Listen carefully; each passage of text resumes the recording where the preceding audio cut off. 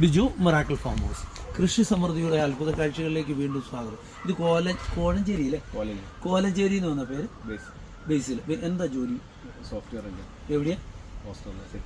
ഓസ്ട്രേലിയനാണ് വന്നതോളം.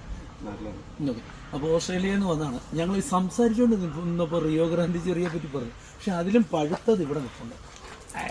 ഇനി പോയി ഞാൻ കയറുവാണ്. ഒടിയരുത്. അപ്പം ഇങ്ങനെ തന്നെ പറിക്കും.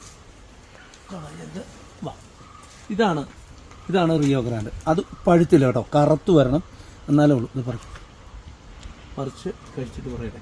ഇതിൻ്റെ തൈകൾ നമുക്കുണ്ട് കേട്ടോ. ഏത് ചൂടിലും വെക്കാം, കായ്ക്കാം. പിന്നെ ഇത് കണ്ടോ, നിറച്ച് കായ്ക്കും. കഴിച്ചു നോക്കി. ഞാനിവിടെ ഒന്നും കിടക്കുന്ന പറിക്കാം. ഇനി ആര് തന്നെ ഇനി ഇത് കിളികൾ തിന്നും. അത് കാരണം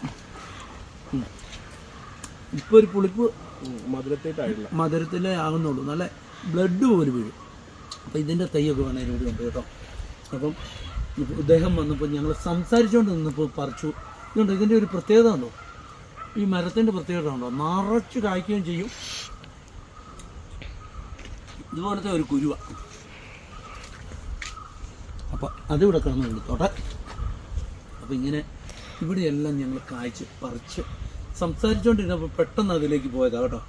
ഇദ്ദേഹം സംസാരിച്ചു ഓരോ ചെടികളെ പറ്റി. അപ്പോൾ ഉള്ളിയായിട്ട് സംസാരിച്ചപ്പോൾ നമ്മൾ പറഞ്ഞു എന്നാൽ അതൊന്ന് നോക്കാം എന്നും പറഞ്ഞു വന്നാൽ. പക്ഷേ നല്ല കറുത്ത് പഴുത്ത് കഴിയുമ്പോൾ ബ്ലഡ് പോലും ഇങ്ങനെ വീഴും. സൂപ്പറാണ്. അപ്പോൾ വേണ്ടവർ ഇതിൽ കൊടുക്കുന്ന നമ്പറിൽ മാത്രം ബന്ധപ്പെടുക. അപ്പം ഞങ്ങൾ ഞായറാവധി പുള്ളി സ്ഥിരമായിട്ട് കാണുന്നത് ഓസ്ട്രേലിയക്കാരാണ്.